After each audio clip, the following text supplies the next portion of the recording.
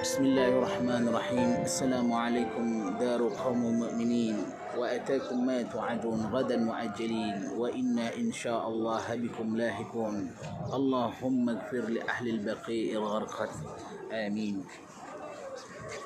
Alhamdulillah, pada hari ini, di sore ini yang cerah, kami berada di pemakaman Baqi' Al-Gharqad, salah satu pemakaman yang mulia di atas bumi ini.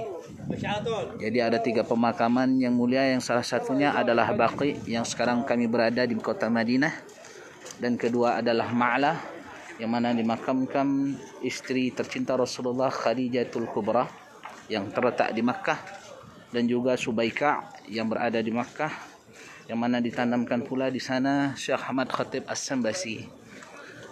Beginilah keadaan makam Al-Baqi' Al-Gharqad, yang mana dimakamkan sekitar kurang lebih 10.000 para sahabat Rasulullah sallallahu alaihi wasallam radhiyallahu anhum. Dan di sini pula ditanamkan di sini anak-anak, putri-putri dan putranya Rasulullah sallallahu alaihi wasallam. Dan di sini pula dimakamkan istri-istri tercinta Rasulullah sallallahu alaihi wasallam, kecuali ada 2, yaitu Sayyidah Maimunah dan juga dengan Khadijatul Kubra yang berada di kota Makkah. Masya Allah. Inilah kota yang katanya Rasulullah sallallahu alaihi wasallam bersabda dalam hadisnya, "Man istata'a an yamutu fil Madinah fayamutu biha wa ana ashfa' liman yamutu biha." Barang siapa yang bisa mati di Madinah, katanya Rasulullah, maka meninggallah di situ, karena aku akan memberikan syafaat siapa yang mati di sini. Jadi nanti di hari kebangkitan, yang pertama sekali yang dibangkitkan di atas bumi ini adalah Rasulullah sallallahu alaihi wasallam, dan selanjutnya adalah Ahlul Baqi' di sini. Disinilah pemakaman yang mulia yang mana dibangkitkan setelah Rasulullah sallallahu alaihi wasallam. Mudah-mudahanlah kita ditakdirkan meninggal dalam husnul khatimah, dan kalau bisa dimatikan Allah di tanah yang mulia ini yang dipilihkan Allah.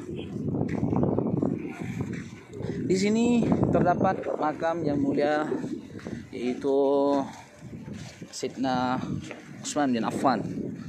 Sayyidina Utsman bin Affan ini adalah sahabat Rasulullah yang menjadi khalifah yang ketiga, dan dia adalah menjadi orang yang sangat beruntung. Kenapa dia menjadi orang yang sangat beruntung? Karena dia menikahi 2 putri Rasulullah yang bernama Ruqayyah, yang bernama Ummu Kulsum.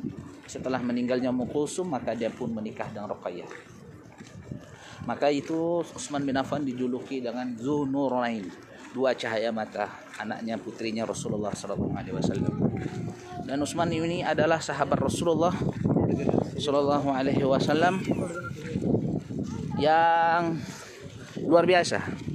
Selain dia adalah lembut, dia adalah penyabar, pemalu, dan bahkan malaikat pun malu dengan dia.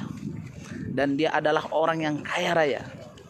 Dan Utsman bin Affan ini sampai hari ini mempunyai rekening berjalan sampai saat hari ini, yang mana setiap tahunnya menghasilkan sekitar 200 miliar setiap tahun, dan ini merupakan rekening tertua di dunia ini.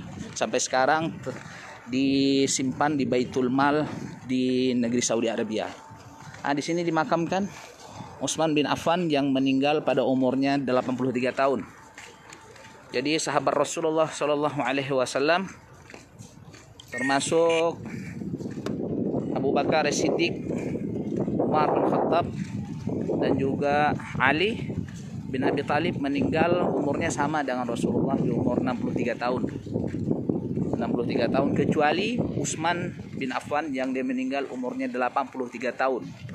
Dia menjabat sebagai khalifah selama 12 tahun lebih. Subhanallah. Dan di sini pula nanti insyaallah kita akan menyusuri makam salah satu wanita pilihan. Siapa dia? Halimatu Sa'diyah, yang menyusui Rasulullah sallallahu alaihi wasallam. Walaupun Rasulullah masih kecil, umurnya 4 tahun, ketika dibelah dadanya oleh malaikat Jibril alaihissalam, dicuci jantungnya pakai zam-zam. Terus Rasulullah bercerita, padahal Rasulullah masih kecil, umurnya 4 tahun, tetapi dia mempercayai apa yang dikabarkan oleh Rasulullah. Umur 4 tahun dia percaya dengan anak kecil, karena dia tahu Rasulullah Shallallahu Alaihi Wasallam adalah al-amin, yang terpercaya, tidak pernah berbohong, berakhlak mulia, berbudi luhur, masya Allah. Mudah-mudahan pada hadirin pemirsa dapat berziarah ke sini, tetapi sayang sekali cuma boleh masuk laki-laki, ke perempuan cuma bisa salam dari luar saja. Ini dia. Orang-orang pada berziarah. Di sini dimakamkan para wali-wali Allah juga, selain para sahabat yang mulia, dan juga Imam Malik. Imam Malik dia salah satu ulama mazhab fiqih. Imam Malik bin Anas dimakamkan di sini pula, dan juga dengan Sayyid Muhammad Al-Maliki, salah satu ulama yang baru saja meninggal di tahun 2000, ya sekitar 20 tahun yang lalu. Masya Allah. Inilah tampak suasana di Al-Baqi. Kalau sekarang nih kelihatannya dia pakai batu-batu aja. Kalau zaman dulu sebelum terjadi negara Saudi, dia bentuknya makamnya besar-besar seperti raja-raja, termasuk Sultan Safiuddin. Jadi ketika perubahan politik, maka semuanya kubah-kubah dihancurkan pakai dinamit. Di sana terlihat orang berkumpul yang ada yang besar. Lihat muka dulu saya. Terlihat di sana orang lagi berduyun-duyun, saudara, yang lagi rame itu di depan sana. Di sanalah Utsman bin Affan dimakamkan. Jadi Sayyidina Abu Bakar As-Siddiq dia meninggal karena sakit. Dikabarkan Abu Bakar As-Siddiq ini dia sakit karena bekas racun ular yang pernah menggigitnya di Gua Thur bersama Rasulullah Sallallahu Alaihi Wasallam. Kalau Umar bin Khattab, dia dibunuh ketika lagi sholat subuh oleh Abu Lu'lu' al-Majusi. Begitu pula Utsman bin Affan, dia pun mati dibunuh oleh orang Khawarij. Makanya ketika Rasulullah SAW lagi berangkat di Bukit Uhud, Bukit Uhud pun bergetar oleh karena gembira. Rasulullah pun menghentak kaki. Rasulullah pun berkata, "Usbud anta ya Uhud, fa innama fariqakan nabi wa syahidani." Yang syahidani ini adalah 2 orang yang mati syahid, yaitu siapa? Sayyidina Umar dan Sayyidina Utsman bin Affan. Nah, itulah mukjizatnya Rasulullah. Dia mengetahui sesuatu yang akan datang. Tapi kenapa Rasulullah melaluinya dengan tidak mengabarkannya, supaya dia melewati sesuatu cobaan yang diberikan